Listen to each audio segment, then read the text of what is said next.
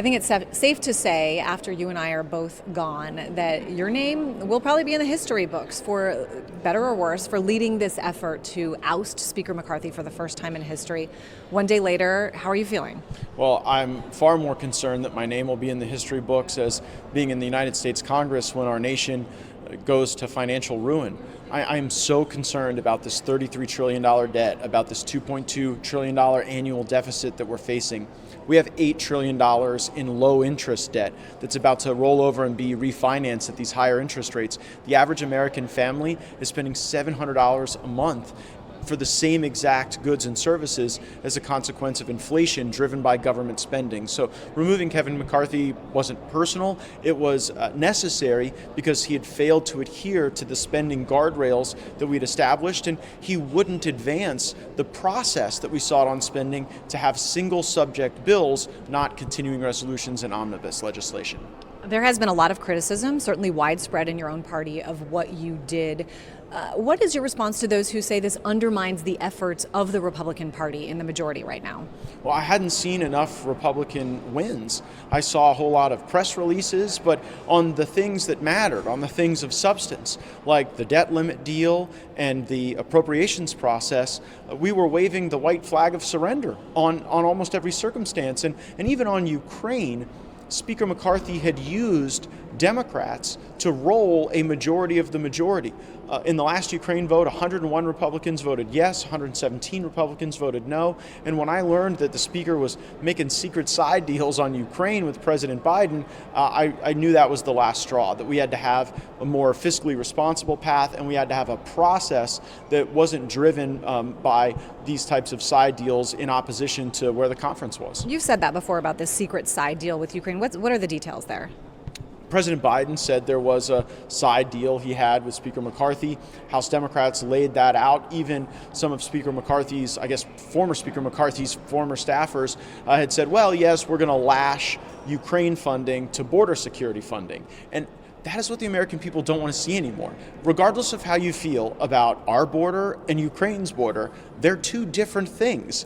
And they deserve the dignity of independent consideration, not just smushed together so that they would both pass if neither would independently. That is not responsible legislating. That thinking is what has brought us to a $33 trillion debt and $2.2 trillion annual deficits. A lot of people this morning are surprised that there wasn't really sort of a plan in place for what's next. What is your plan? What do you hope to see happen in the coming days as far as a new speaker?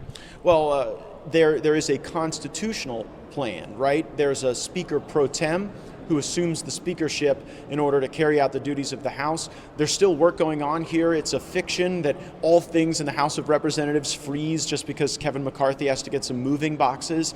In fact, I'm going to be taking depositions of former and current officials at the FBI and Department of Justice in the coming days this week, even though we don't technically have a speaker, we have a pro tem presiding. I'm very disappointed that Pro Tem McHenry chose to send Congress home for a week. I think all of my colleagues should be here. I think we should have a speaker election very quickly so that we're able to get right back on track. Government funding runs out in about 43 days, and so we need to get back to that single subject spending budgeting process immediately. That's the plan ahead. Break down how removing Kevin McCarthy impacts the average American. Well, Kevin McCarthy was a feature of the swamp. He achieved power by becoming highly proficient at raising funds from lobbyists and special interest groups and then redistributing those funds to members of Congress in exchange for their vote and their political loyalty. That system puts the special interests above the American people. Right now, on K Street, where all the lobbyists have their offices, a bunch of them are holding their IOUs from Kevin McCarthy for all the money they gave him, and those IOUs are worth about as much as Confederate money after Lee surrendered at Appomattox Courthouse. And so there's a lot of anger among the lobbyists and special interests because they are no longer going to be able to have primacy over the American people. That's how they're impacted. All right, so what about the next speaker? How difficult do you think it will be for the next speaker to get things done? Well, we have to get things done pursuant to a process. The problem with Kevin McCarthy is that staying Speaker for one more day became an end unto itself. And so there was no vision, there was no battle plan to go and win on the priorities like the border, like stopping us from sleepwalking into a war with Russia in Ukraine. I think we need to hear from the many talented colleagues we have who are contemplating a run for Speaker.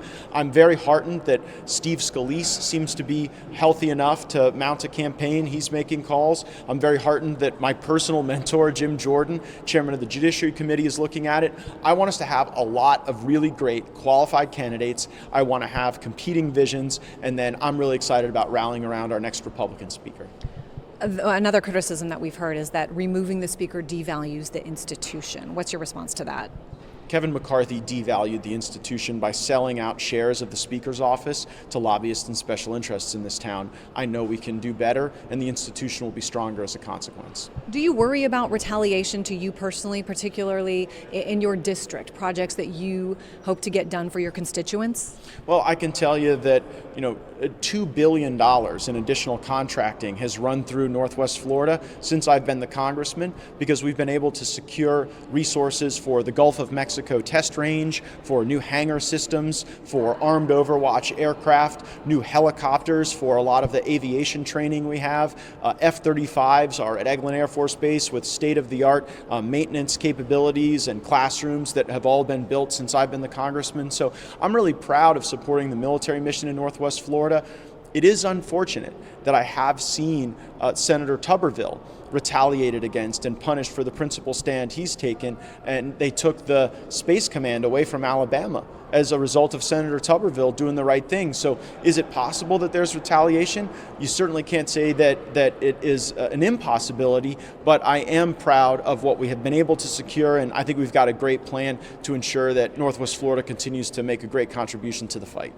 I know there's a debate scheduled among Speaker candidates for Tuesday.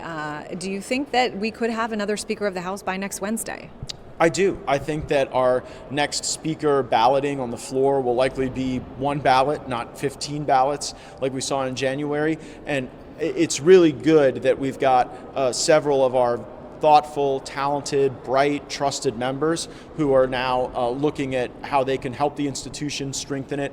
And really, we just needed to rip off the Band-Aid. We needed a new, fresh start with a commitment to fiscal discipline to get ourselves away from these deficits and debts. Moving on to another topic now. I know your dad is running for the state Senate in Florida. He's a powerhouse during his previous tenure in the Senate, especially when he was the Senate president.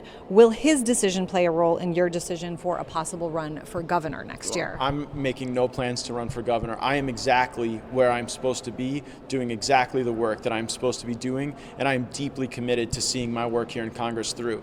My dad is my best friend. I love him. I'm so excited for him. I'm excited for Northwest Florida that he's getting back into public service after a little time being a granddad, and I think that his wealth of knowledge and experience will really serve the people of our community well. My dad and I got to serve together in public life when he was in the state Senate and I was in the state House. The result was great success and prosperity for the communities we represented, and we're ready to deliver that success and prosperity as a team again.